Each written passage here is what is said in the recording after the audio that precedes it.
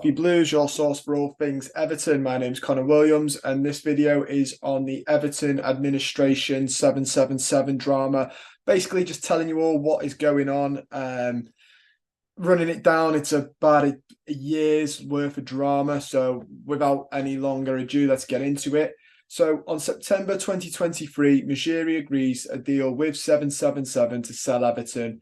Nearly 8 months later, and they haven't took over. We are still waiting for the confirmation from the Premier League that 777 have passed the owners test and met the criteria the league has set out. One of those is including the repayment of the £158 million loan to MSP Sports Capital for financing the stadium. Now, you might remember MSP were in talks in 2023 to buy the club, but they found that Mejiri's price was just too high for them. 777 have been paying Everton each month for the last 8 months, pretty much just keeping the light on at the club, paying the staff, stuff like that.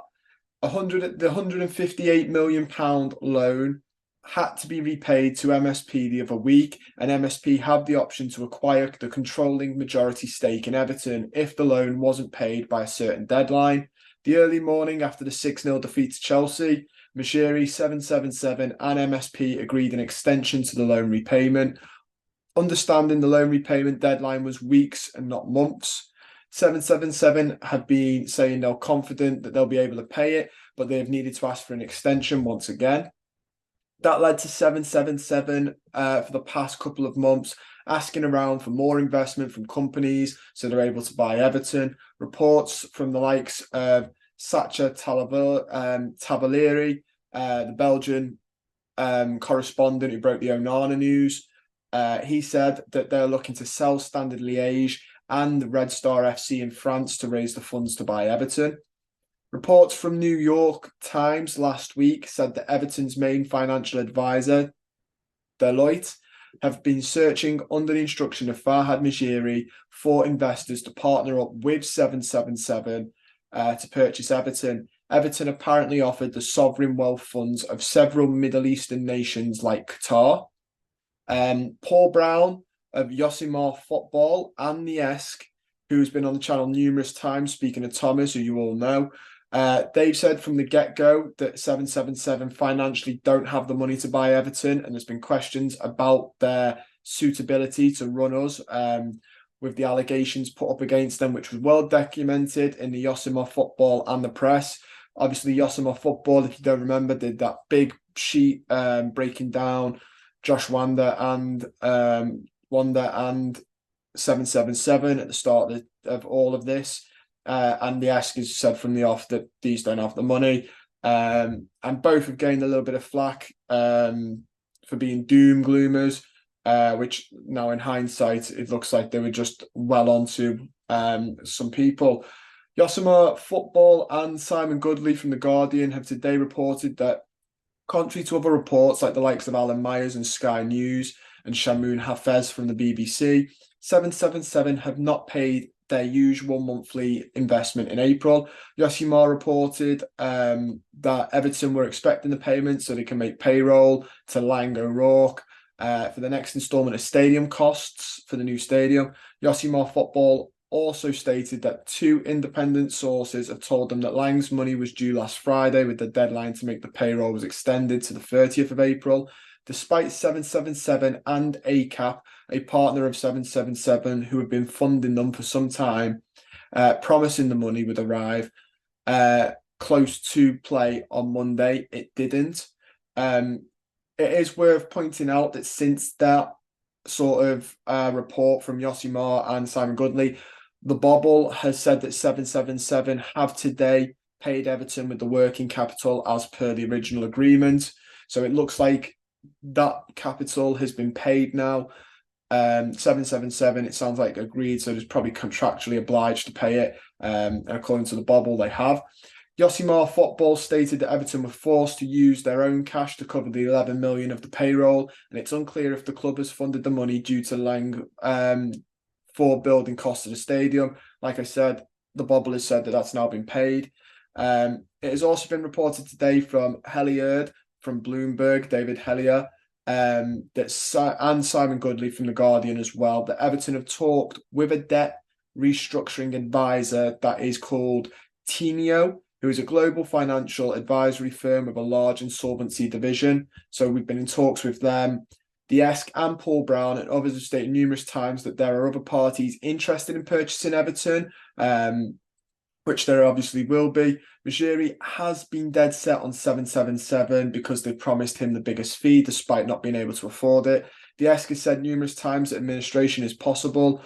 Mejiri needs to act now, basically, and end the agreement with 777 and look to buy find new buyers again, or pretty much needs to start funding the club again, which, like we said, due to the Ukrainian war and all that stuff, there are rumours and there are allegations towards where his funding comes from and if that has truly dried up. So to sum it all up for you, again, because that was a lot of information to be thrown at you, basically 777, it's been the writing's been on the wall for some time with these, but it looks like they don't have the funds that we thought they did. And Mejiri's stubbornness for these has probably cost us a lot of money, because it looks like they've never really truly had the funds. There are other clubs of fans have had problems with them as well, Vasco in Brazil. And yeah, now we're at a point where Mejiri needs to start funding the club again while he looks to sell us, if he wants to sell us still, which I imagine he probably will. Nobody really knows who these potential waiters in the wings are. I know Paul Brown sort of alluded to sunnier days are coming, but didn't really digress much more off that. So we're still left a little bit in the dark. I think the biggest hope for us right now is that we do get a new buyer, and they are waiting in the wings and they are really ready to go. Again, though, buying the football club won't be as instant as buying, a pack of gum from the shops. That will take months. They will still have to go under the Premier League's testing as well, which is another one worth pointing out. 777 have stumbled on their own promised sword that they don't have.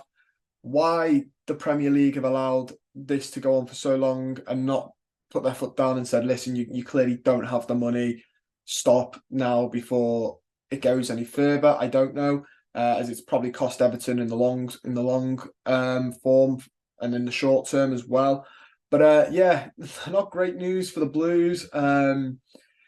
Bit heavy, isn't it? All coming out of what could have been safety. Obviously, if administration was to happen this season, there's a 9-point deduction, which would put us one place above the relegation zone, with Luton, Sheffield United, and Arsenal to play at the end of the season. So, there is, even if that was worst case scenario, there are still chance that the team pull it out of the bag, which I think shows how poor the quality of the league is, that you could be deducted as many points as we have and still be above the relegation zone with 3 games to go. But alas, hopefully it doesn't come to that. And with this capital being agreed, being paid according to the bubble, we can sort of find a way out of this. I guess we'll know more when it comes. Depends who's in the wings. Really need them to be big financial investment, because they're going to have to at least. I don't think we'll have a good summer if we get taken over by someone else. I think realistically, I can see somebody coming in, paying our debts, sorting the stadium stuff out, and going, listen to Sean Dyche. Listen, not much money in the pot because we've had to basically level the playing field. Maybe next season there will be, but right now, anything you can generate will be used as transfer fee. Otherwise, no. But that is all we've got time for. Don't forget to like the video, subscribe to the channel if you're not already, and comment down below. Look forward to reading it. See you soon.